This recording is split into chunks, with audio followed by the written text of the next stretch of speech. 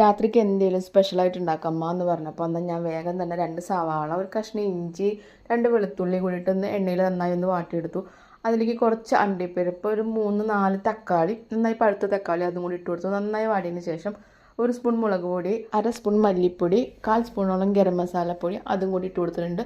പിന്നെ 1 സ്പൂൺ പഞ്ചസാര, ആവശ്യത്തിന് ഉപ്പും കൂടി ഇട്ട് കൊടുത്ത് നന്നായി ഒന്ന് ഒപ്പിച്ചെടുക്കുക. എണ്ണ തെളിഞ്ഞ് വരുമ്പോൾ അത് ഓഫ് ചെയ്യുക. എന്നിട്ട് അത് നന്നായി മിക്സിയിൽ ജാറിയിട്ട് നന്നായി അരച്ച് വെക്കണം കേട്ടോ. എന്നിട്ട് ഒരു ചട്ടിയിൽ കുറച്ച് ബട്ടർ ഇട്ട് കൊടുക്കുക. അതിലേക്ക് ഒരു കഷ്ണം പട്ട, 2 ഏലക്കായും കൂടി ഇട്ട് കൊടുക്കുക. എന്നിട്ട് 1 സ്പൂൺ ഇഞ്ചി വെളുത്തുള്ളി പേസ്റ്റും കൂടി ഇട്ട് കൊടുത്തിട്ട് നന്നായി മൂപ്പിച്ചതിന് ശേഷം നമ്മൾ അരച്ച് വെച്ചിട്ടുള്ള പ്യൂരി അതിലേക്ക് ചേർത്ത് കൊടുക്കുക. ചേർത്ത് കൊടുത്തിട്ട് നന്നായി തിളച്ച് വരുമ്പോൾ ചൂടുവെള്ളത്തിൽ ഇട്ട് വെച്ചിട്ടുള്ള പനീർ ഇട്ട് കൊടുക്കുക.